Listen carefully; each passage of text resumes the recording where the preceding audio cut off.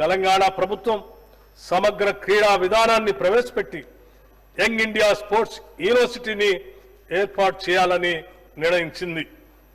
అంతర్జాతీయ ప్రమాణాలతో నిర్మించే ఫ్యూచర్ సిటీలో స్పోర్ట్స్ హబ్ని ఏర్పాటు చేయనున్నాం.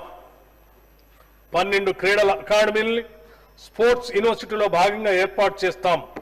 అంతర్జాతీయ స్థాయి అధునాతన మౌలిక సదుపాయాలతో పాటు ఈ స్పోర్ట్స్ హబ్లో sports science centre, sports medicine సెంటర్లు కూడా అందుబాటులోకి రానున్నాయి. మన రాష్ట్రానికి చెందిన ప్రముఖ క్రికెట్ క్రీడాకారుడు మహమ్మద్ సిరాజ్ T20 వరల్డ్ కప్లో రాణించి తెలంగాణ రాష్ట్రానికి కీర్తి ప్రతిష్టలు తీసుకొచ్చారు. వారిని రాష్ట్ర ప్రభుత్వం సత్కరిస్తూ డిఎస్పీ ఉద్యోగంతో పాటు జూబ్లీహిల్స్లో 600 చదరపు గజాల ఇంటి స్థలాన్ని కేటాయించింది. ఇక ఇస్తాంబుల్లో జరిగిన మహిళల ప్రపంచ బాక్సింగ్లో వరల్డ్ ఛాంపియన్షిప్ సాధించిన నిఖిత్ జరీన్ని మన ప్రభుత్వం డిఎస్పీగా నియమిస్తూ ఉత్తర్వులు జారీ చేసింది.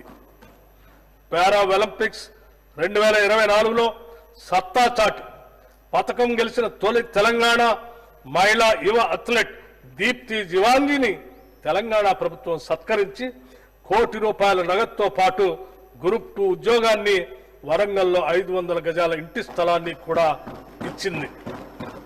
క్రీడలను మరింత ప్రోత్సహించడానికి ప్రభుత్వం సీఎం కప్ టోర్నమెంట్ ని ఇటీవలే నిర్వహించింది. 36 విభాగాలతో వివిధ ఈవెంట్లు నిర్వహించాం. దాదాపు 3 లక్షల మంది క్రీడాకారులు పాల్గొన్న ఈ కార్యక్రమం అత్యంత విజయవంతమైంది. క్రీడా శాఖకు ఈ బడ్జెట్లో ₹465 కోట్ల ప్రతిపాదిస్తున్నాం.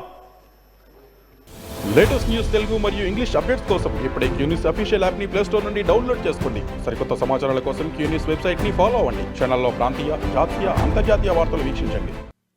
లైక్ చేయండి.